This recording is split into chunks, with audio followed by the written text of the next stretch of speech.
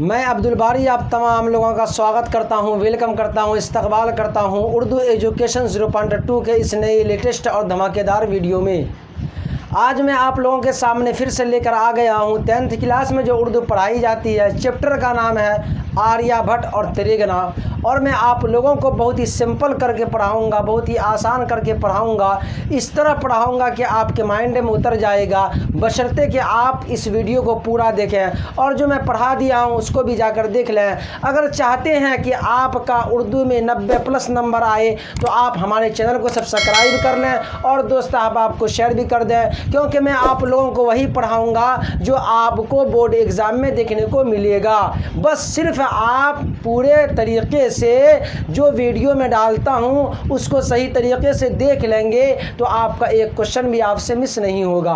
तो चलिए, क्लास शुरू करने से पहले मैं आप लोगों की खिदमत में एक शेर पेश करना चाहता हूं। रख हौसला व मंजर भी आएगा, रख हौसला व मंजर भी आएगा, प्यासे के पास चलकर समुंदर भी आएगा। यूं थक कर न बैठ ए मंजिल के मुसाफिर, यूं थक कर न बैठ ए मंजिल के मुसाफिर, क्योंकि मंजिल भी मिलेगी और मिलने का मज़ा भी आएगा। तो आइए जुनून के साथ, जज्बे के साथ, शौक़ के साथ करते हैं क्लास शुरू। देखिए, आज मैं आप लोगों को पढ़ाऊंगा आर्यभट्ट और त्रिगुणा। किसके बारे में पढ़ाऊंगा? आर्यभट्ट के बारे में। सबसे पहले मैं आप लोगों को बता देना चाहता हूँ, आर्यभट्ट जो है, कौन? आर्यभट्ट ये एक वैज्ञानिक है। क्या है? वैज्ञानिक है, और इंग्लिश में साइंटिस्ट कहते हैं। इंग्लिश में क्या कहते हैं बच्चों? साइंटिस्ट कहते हैं, और उर्दू में कहते हैं साइंसदान। क्या कहते हैं? साइंसदान। तो आर्यभट्ट जो है एक वैज्ञानिक, एक साइंटिस्ट, एक साइंसदान है। और ये त्रिगुणा जो है जगह का नाम है। क्या नाम है? जगह का नाम त्रिगुणा है, और त्रिगुणा का मीनिंग होता है तारे गिनना। क्या होता है बच्चों? तारे गिनना। तो आर्यभट्ट और त्रिगुणा जो है ये क्या है? अफसाना है कि मजमून है कि नाविल है कि गज़ल है? तो ये आर्यभट्ट और त्रिगुणा जो है ये मजमून है। क्या है बच्चों? मजमून है। आपको दिमाग में ये बात रख लेनी है कि आर्यभट्ट और त्रिगुणा क्या है? मजमून है। आर्यभट्ट ने क्या कहते हैं, ये त्रिगुणा जो है जगह का नाम है। क्या है? जगह का नाम त्रिगुणा, और त्रिगुणा का मीनिंग तारा गिनना होता है। और त्रिगुणा ही में आर्यभट्ट ने अपना तजुर्बागा कायम किया था। क्या किया था? तजुर्बागा कायम किया था, और लोगों को बताता था और अपने बुक के अंदर लिखता था। किसके बारे में? तारों के बारे में, सैयारों के बारे में रिसर्च करता था। कहाँ पर? त्रिगुणा में। और त्रिगुणा ही में अपने तहकीकी तजुर्बागाह कायम किया था। कौन? आर्यभट्ट ने। तो आइए आर्यभट्ट के बारे में जानकारी देते हैं आप लोगों को कि आर्यभट्ट कब पैदा हुए, कब इंतकाल किए, क्या क्या किताब है, ये सारा चीज़ मैं आप लोगों को डिटेल के साथ बताऊंगा। तो देखिए, आर्यभट्ट की पैदाइश, आर्यभट्ट की पैदाइश पटना के मगरिब खगोल में। कहाँ पर? पटना के मगरिब खगोल में 476 ईस्वी में, और वफात 564 ईस्वी में। तो आपको क्वेश्चन वहाँ देखने को मिलेगा कि आर्यभट्ट की पैदाइश कहाँ पर हुई? तो मगरिब खगोल में। मगरिब का मीनिंग होता है पश्चिम। क्या होता है? पश्चिम। और क्या कहते हैं? मशरिक का मीनिंग होता है पूरब। क्या होता है बच्चों? पूरब होता है। शुमाल कहते हैं उत्तर को, शुमाल कहते हैं उत्तर को, और जुनूब कहते हैं दक्षिण को। किसको कहते हैं? जुनूब। दक्षिण को कहते हैं जुनूब। तो यहाँ पर देखिए, मगरिब खगोल में, पटना के मगरिब खगोल में पैदा हुए थे। कौन? आर्यभट्ट पैदा हुए थे 476 ईस्वी में। कब पैदा हुए? तो 476 ईस्वी में। जब तारीख या डेट पूछा जाए आपसे तो आपको बताना 476 ईस्वी में पैदा हुए थे। कौन? आर्यभट्ट पैदा हुए थे। आगे देखिए, आर्यभट्ट इंतकाल कब किए, वफात कब हुई? तो 564 ईस्वी में आर्यभट्ट क्या किए गए थे? आर्यभट्ट जो थे 564 ईस्वी में आर्यभट्ट का इंतकाल हो गया। क्या हो गया बच्चों? इंतकाल हो गया। और देखिए, टोटल उम्र कितना? 88 साल की उम्र। क्या?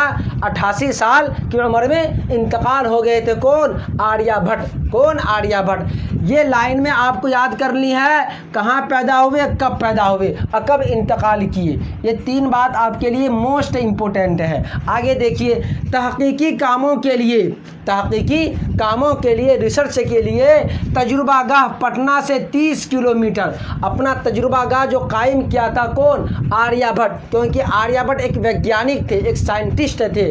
उसने अपना तजुर्बागाह कायम जो किया था, कहाँ पर? पटना से 30 किलोमीटर। देखिए यहाँ पर पटना से 30 किलोमीटर जुनूब, जुनूब कहते हैं दक्षिण को, अभी बताया हूँ मैं आप लोगों को। जुनूब का मीनिंग होता है दक्षिण, शुमाल का मीनिंग होता है उत्तर, और मशरिक का मीनिंग होता है पूरब, मगरिब का मीनिंग होता है पश्चिम। तो पटना से 30 किलोमीटर जुनूब में मसूरी के नज़दीक, किसके नज़दीक बच्चों? मसूरी के नज़दीक तेरेगना में कायम किया था। पटना से 30 किलोमीटर था, किसमें? जुनूब में। किसके नज़दीक? मसूरी के नज़दीक। मसूरी के नज़दीक जगह का नाम क्या था? तेरेगना था। वहीं पर अपना तहकीकी तजुर्बागाह कायम किया था। कौन बच्चों? आर्यभट्ट ने। कौन? आर्यभट्ट ने। आगे देखिए, तेरेगना ही में बैठकर जहाँ पर वो अपना तजुर्बागाह कायम किए थे, कौन? आर्यभट्ट ने। वहीं पर बैठकर मशहूर किताब लिखे थे, कौन? आर्यभट्ट। वो मशहूर किताब का नाम क्या है? तो मशहूर किताब का नाम है आर्य सिद्धांत और तंत्र। क्या? आर्य सिद्धांत और तंत्र। क्या है? तंत्र। ये किसने लिखा था? आर्यभट्ट ने लिखा था। कहाँ पर लिखा था? तेरेगना में, जो तजुर्बागाह कायम किया था तेरेगना में, वहीं पर बैठकर मशहूर किताब लिखा था आर्य सिद्धांत और तंत्र। समझ गए इतना सा?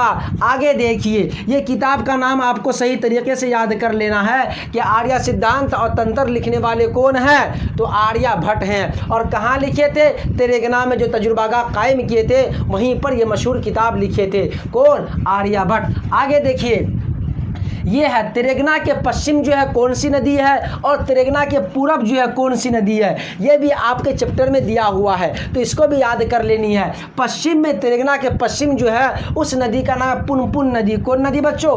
पुनपुन नदी जो है वो तेरेगना के पश्चिम है। तेरेगना के पश्चिम पुनपुन नदी है। और पूरब में कौन नदी है? सोन नदी। कौन नदी बच्चों? सोन नदी। किसके? तेरेगना के पूरब में सोन नदी है और पश्चिम में पुनपुन नदी है। ये भी आपको सही तरीके से याद कर लेनी है। आगे चलते हैं, देखिए, तेरेगना हिंदी ज़बान का लफ्ज़ है। क्या है? तेरेगना जो है वो हिंदी ज़बान का लफ्ज़ है, जिसका माना तारे गिनना होता है। तारे गिनना होता है। तो तेरेगना हिंदी ज़बान का लफ्ज़ है और माना क्या है? तारे गिनना। क्या है? तारे गिनना। आगे देखिए, आर्यभट्ट ने 60 फीट के बुलंदी का एक टीला बनाया। किसने? आर्यभट्ट ने। कितने फीट का एक टीला बनाया था? जो 60 फीट के बुलंदी का एक टीला बनाया था। किसने बनाया था? आर्यभट्ट ने बनाया था 60 फीट के बुलंदी का एक टीला। उसी टीला पर क्या करते हैं? वो रिसर्च करते थे। देखिए यहाँ पर 60 फीट के बुलंदी का एक टीला बनाया, जिस पर बैठकर वो रात को तारों और सैयारों के बारे में तहकीक करते थे, जानकारी हासिल करते थे, प्राप्त करते थे। कौन?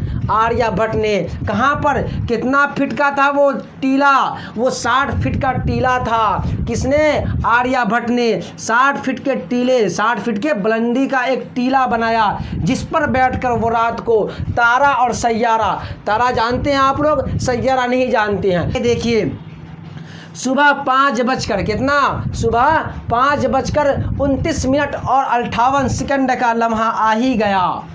सुबह 5:29, यहाँ देखिए 29 मिनट और 58 सेकंड का लम्हा आ ही गया। जो सारे लोगों को ये लम्हे का इंतज़ार था, सब बेताब था देखने के लिए। क्या? 21वीं सदी का सबसे बड़ा सूरज ग्रहण, ये बेताब था। लेकिन वो लम्हा आ ही गया। लम्हा आने के बाद पता है क्या हुआ? सारे लोग आ गए, सारे साइंसदान भी पहुँच गए। कहाँ पर? तेरेगना में। वो टीले पर भी चले गए। क्या देखने के लिए? सूरज ग्रहण देखने के लिए। लेकिन फिर क्या हुआ? उस टाइम में क्या कहते हैं 5:29 और 58 सेकंड का लम्हा आ ही गया था। उस लम्हा से पहले कुछ मिनट पहले क्या हुआ? मौसम तब्दील हो गई। क्या हुआ? फिजाएं में बादल आने लगी और बारिश होने लगी, हवाएं चलने लगी, जिसकी वजह से अंधेरा हो गया। क्या हो गया?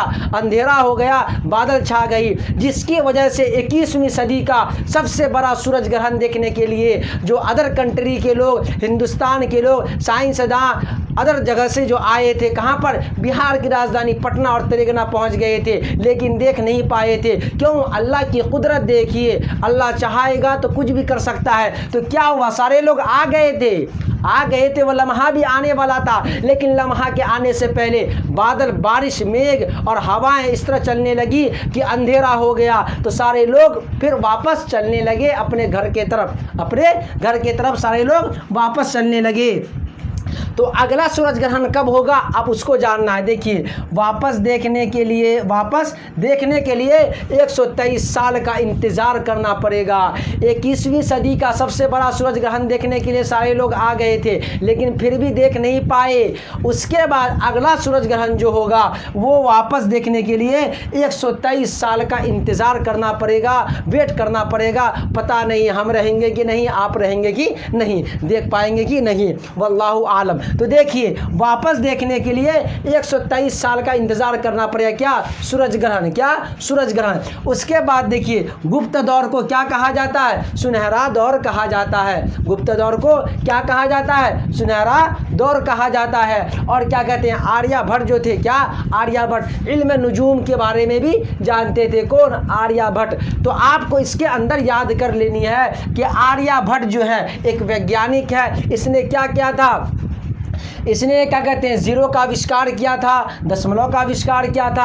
आर्यभट्ट की पैदाइश कब हुई, कहाँ पर हुई, ये भी याद कर लेनी है। आर्यभट्ट के मशहूर किताब का नाम क्या है? आर्य सिद्धांत और तंत्र है। और क्या कहते हैं तेलंगाना के पश्चिम कौन सी नदी है? पुनपुन नदी है। तेलंगाना के पूर्व कौन सी नदी है? तो सोन नदी है। ये भी याद कर लेनी है। और क्या कहते हैं 21वीं सदी का सबसे बड़ा सूरज ग्रहण कब होने वाला था? तो 22 जुलाई 2009 ईस्वी को।